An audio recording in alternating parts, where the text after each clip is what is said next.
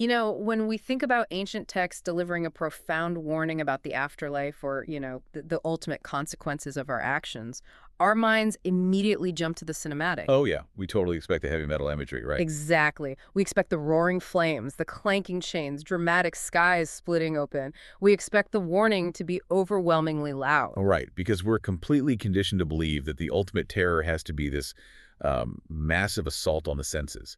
The classical fire and brimstone approach has basically taught us that a warning has to be explosive to be effective. But the sources we are looking at today, curated specifically for you, the learner, strip away that fire and brimstone entirely. Welcome to today's deep dive, by the way. Thanks. I'm really excited to get into this one. Today, we're focusing on a beautifully structured, almost hauntingly poetic series of reflections.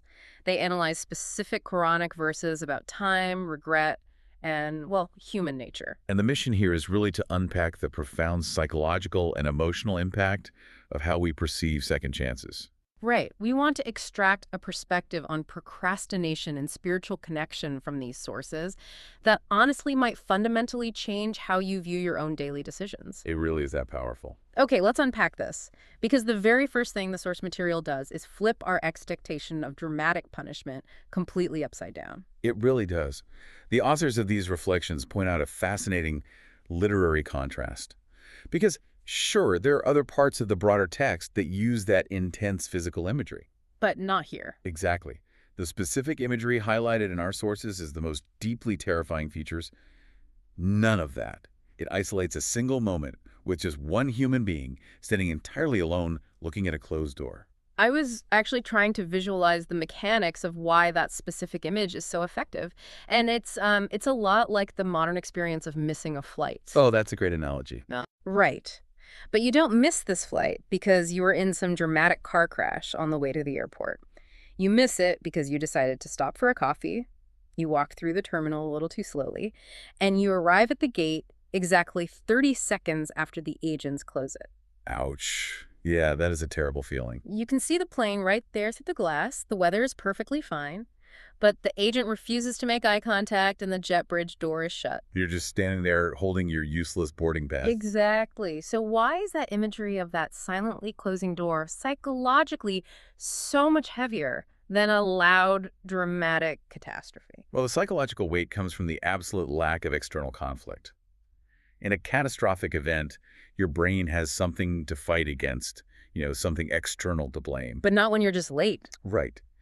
The analysis emphasizes a really chilling detail here. The door doesn't close with a theatrical bang. It isn't slammed into your face to make a punitive point. It closes so softly that the person doesn't even hear it happen. Wow. The terror is literally in the sensory deprivation. The idea that a life-altering event can slip by completely unnoticed. Exactly. By the time they turn around, the opportunity is already gone. It closes silently, like a chapter ending or just a single breath stopping. That is so heavy. The authors note that the true terror isn't in what is being inflicted upon you. The terror is the internal realization of absolute finality. It's the sudden, quiet understanding that an opportunity you implicitly assumed would always be there has just vanished. And that silent realization triggers a very specific, visceral reaction. We establish that the door has closed. But what is the person on the outside actually experiencing in that moment? That's where the text shifts into the anatomy of human regret. Right. What are they saying to the closed door? The sources dive deeply into a single sentence spoken by the person standing there. In one specific verse, they simply say, "My Lord, send me back." Which is a statement defined entirely by what is omitted. Yeah, they aren't asking for forgiveness. They aren't begging for a pardon or some exemption from the rules. They were specifically begging for the one currency they just ran out of. Time. Just time. They are asking for a chance to try again. One more morning, one more prayer, one more opportunity to actually do the work they ignored. The linguistic analysis in the text does a phenomenal job of defining the exact emotional frequency of this plea. Arabic is an incredibly precise language. It really is. It utilizes different structural roots to convey varying depths of feeling. And the source clarifies that the emotion experienced at this door is not natum. Natum being like a minor regret, right? Yeah, exactly. Natum functions as a minor regret of a mistake, like accidentally dropping your phone and cracking the screen. You wish it hadn't happened, but your life continues. Right. The text also clarifies it is not huzn, which represents a generalized sadness or passive grief. So if it's not Nadam, the simple mistake, and it's not Huzn, the general grief, then the text must be pointing to a very specific intersection of self-blame and finality. It is. The text identifies this specific emotional state as Hasrat. Hasrat. Hasrat is an intense, gut-wrenching sorrow. The structural root of the word conveys a regret that doesn't just live intellectually in your mind, it manifests physically, sitting heavily in your stomach. Wow. It is the bodily sensation of a completely irrevocable loss. It's less like throwing a winning lottery ticket into a fire in a moment of madness. The tragedy feels much more passive than that. Oh, totally. It's more like letting an incredible, life-saving insurance policy lapse. Not because you couldn't afford the premium, but because you simply didn't feel like logging into the website on a random Tuesday. That captures the mechanism perfectly. The loss isn't born from malice or dramatic rebellion. It's born from a catastrophic lack of urgency. Just extreme laziness in the face of absolute security. Right. The regret of Hasrat is devastating because it's entirely self-inflicted through inaction. There was a phrase in the source analysis that really stopped me in my tracks. It described this moment saying, "This is the voice of a person who has just realized that the exam is over, and he left every question blank." That is such a powerful image. We usually frame regret in terms of commission, doing something actively bad, lying, cheating, hurting a friend. We regret the negative actions we took. But here, the ultimate regret is entirely about omission, the agony of not doing something at all. What's fascinating here is the specific phrasing the soul uses to articulate this omission in the very next part of the text. Oh, right. They state, so that I may do righteous work, and then they employ the phrase, Fima taraktu. And how does that translate? The literal translation is, in the things that I left behind, or in the things I abandoned. The things I abandoned. Man, that phrasing carries so much psychological baggage. It really does. It implies that the things were yours to begin with, you possessed them. It implies complete, undeniable personal agency. The person standing at the closed door cannot say, I didn't have the required knowledge. Or the system was rigged. Exactly.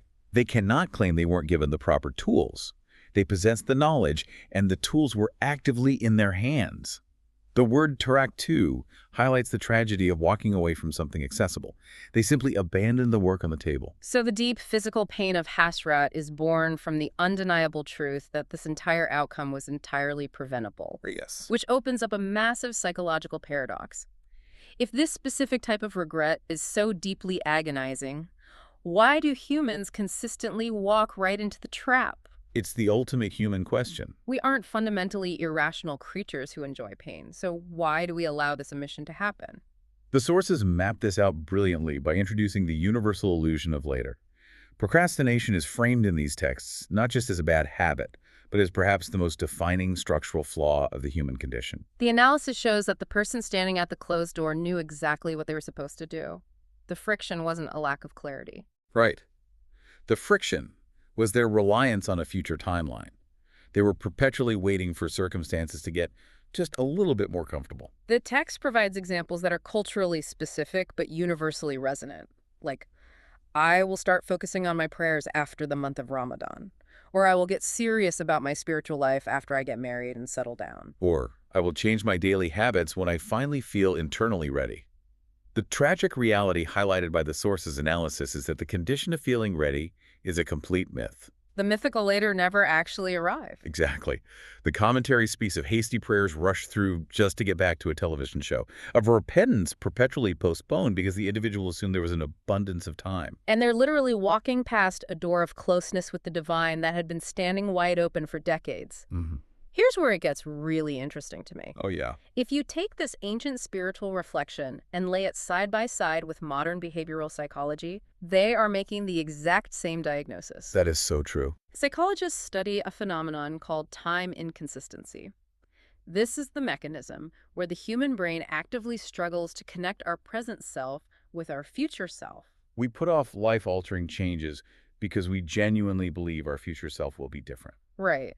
Whether it's repairing a fractured relationship with a parent, starting a meaningful career, or establishing the spiritual connection mentioned in the text, we assume future me will somehow possess a superhuman discipline that present me simply doesn't have on a tired Thursday evening. We neurologically offload the heavy lifting to a version of ourselves that doesn't actually exist. The analysis points out that we fool ourselves into treating time as an infinite resource. We treat the irreplaceable hours of our lives as if they are loose change we can casually drop on the sidewalk. But the text hones in on a very specific type of neglect. In one part, it describes a soul mourning what was neglected beyond Allah, a phrase translating to in the matter of Allah or in the proximity of Allah. So based on that translation, the core regret isn't about failing a transactional checklist of rules. Not at all. The sources suggest it is fundamentally relational. In that final moment of realization at the closed door, the individual isn't crying over lost financial investments or missed career opportunities. They are mourning a profound relationship. They are mourning the peace, the spiritual closeness, and the connection that was freely available to them every single day.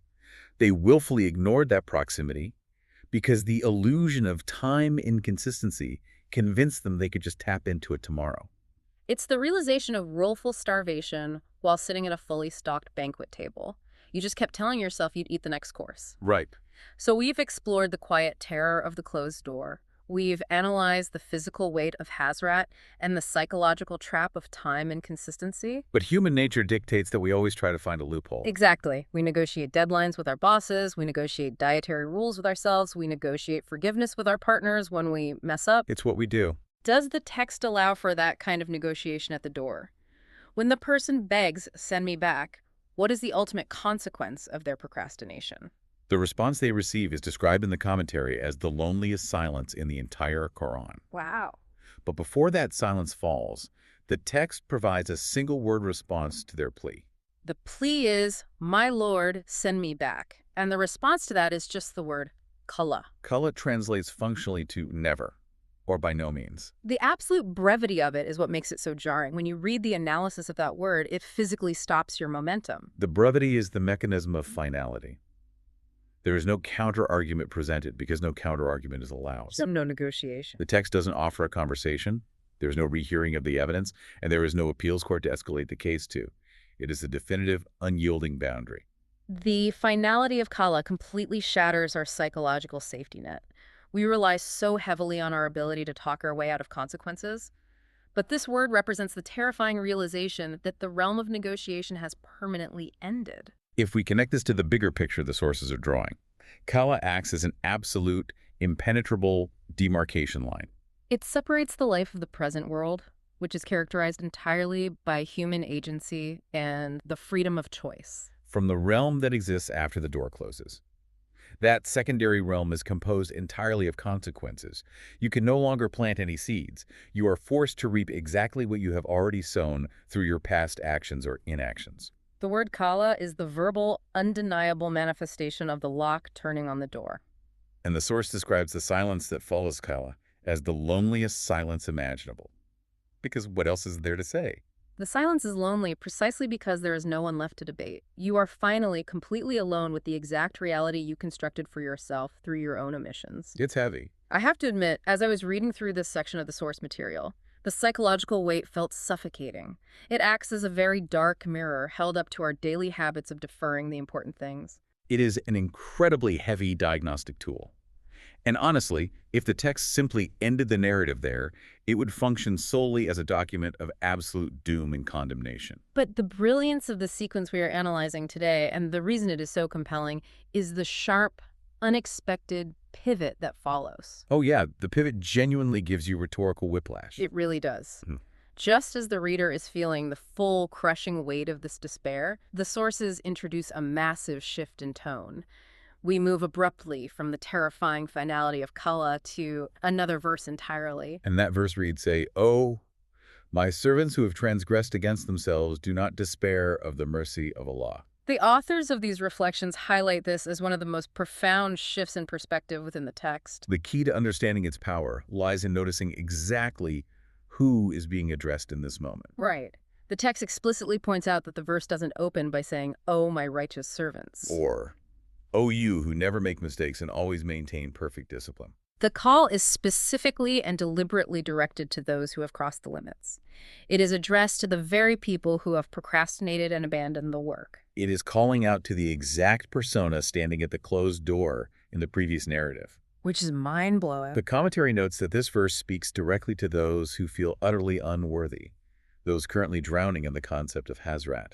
And those who are reading the text thinking, my habits are too ingrained, it's too late for me, this message of hope must be intended for someone far more pious. Exactly. So what does this all mean for the structure of the text? When I read the source's breakdown of this pivot, it entirely reframed the whole exercise for me. How so? The terrifying imagery of the silently closing door, the agonizing regret of the blank exam paper, the chilling finality of Kalala, none of it is a literal condemnation meant to make the reader feel doomed. The authors frame this as an urgent, highly strategic wake-up call. The analysis of the text suggests that it is employing a brilliant rhetorical strategy. It functions as a psychological intervention. Why does the text show the reader the terrifying reality of the closed door in such vivid, visceral detail? According to the source material, we are being shown the closed door solely to force us to appreciate the open one. We are being shown the closed door specifically to make us appreciate the open one. The contrast is the point. The text diagnoses the human flaw of relying on tomorrow. It understands the mechanism of time inconsistency, that as long as we believe we have infinite time, we will waste the present moment. So the literary strategy is to simulate the end. Exactly. The narrative walks the reader right up to the edge of the cliff, forces them to look down into the abyss of their own potential regret, It makes them feel the unyielding terror of Kala. and then gently pulls them back from the edge with the command, "Do not despair." It breaks the illusion of later by making the consequences of later painfully real in the reader's present mind. It provides the psychological experience of a near-death encounter, but it's administered safely through text. It gives the reader the incredible gift of foresight. You get to experience the full weight of the regret without actually having to pay the irreversible price for it yet. The text uses the profound fear of absolute loss to catalyze immediate positive action. The analysis points out that the strategy transforms a paralyzing fear into a motivating, deeply hopeful urgency. The mercy of the text isn't just found in the eventual forgiveness. The mercy is embedded in the severity of the warning itself. When you look at the structure of that argument, it is breathtaking. The narrative takes you into the darkest possible room for the sole purpose of showing you how bright the light switch is. What makes these sources so fascinating isn't just their ancient theological roots. It's how perfectly they diagnose our modern, everyday struggle with time and prioritization. We've explored the quiet metaphor of the door, the linguistics of omission, the psychological trap of time inconsistency, and this incredible rhetorical pivot. But the sources suggest that all of this philosophical analysis is useless if it remains abstract. Right. Knowledge extracted from these texts is only valuable when applied to the reader's immediate reality. The authors do not frame this as a historical puzzle to be solved. They frame it as a direct address to the person engaging with the material today. So let's apply the source's diagnosis directly to you, the learner listening right now. The material synthesizes all of this complex psychology into one final, crucial takeaway. The ultimate antidote to Hasrat, that gut-wrenching regret of omission, is recognizing the dignity and power of the present moment. The reason you are engaging with this deep dive right now, the reason you are contemplating these ancient reflections today, is for one undeniable reason. You are still breathing. Which, according to the framework of the text, is the ultimate proof of ongoing opportunity. The word kala, that absolute chilling boundary, has not been spoken to you. You currently possess the exact currency that the soul in the narrative was willing to give absolutely anything to acquire. You have time. You have today. The door that closed so silently on them in the metaphor, the sources want you to realize that it is still fully, widely open for you. The tragedy of Hasrat is entirely avoidable in your current state. Yeah. The exam paper is sitting on your desk, and you still hold the pen. You haven't permanently abandoned the work. The opportunity to seek out that closeness, to build that relationship in the proximity of Allah, is actively waiting for your participation right now. The text simulated the closed door so you don't waste the open one. It breaks the illusion of later so you can reclaim the reality of now. Every time you choose to take action in the present moment, instead of deferring the effort to a mythical tomorrow, you are actively rewriting your own narrative arc. You are choosing meaningful connection over the isolation of the closed door, choosing connection over isolation. That is a brilliant synthesis. It really wraps up the whole message. And it leaves us with a final thought to mull over as we wrap up. We've spent this time analyzing what it feels like to beg send me back when the timeline has expired. But based on the rhetorical intervention of the text, I want you to imagine that the universe just granted that plea. A literal reset of the timeline. Imagine you had reached the end of the timeline, you saw the silent door close, you felt the crushing weight of that omission, and then, miraculously, you opened your eyes, and it was today. You were granted that exact send me back moment right now. An essential, clarifying question to carry into the rest of the day. So the question the source material ultimately leaves you with is this. If today is that newly granted second chance, what is the very first action you would take? What is the one specific, vital thing, a relationship, a spiritual habit, a personal goal that you've been casually saving for a tomorrow that isn't guaranteed that you will now execute today? Because the door is open. Mm-hmm. But the text promises it won't be open forever. It really is the ultimate diagnostic tool. Thank you for joining us on this exploration, learner. We hope this deep dive into these profound sources has provided you with a new analytical perspective on time, the architecture of regret, and the immense psychological power of your present choices. Keep questioning the material. Keep reflecting on your own habits. And keep digging deep. We'll catch you next time.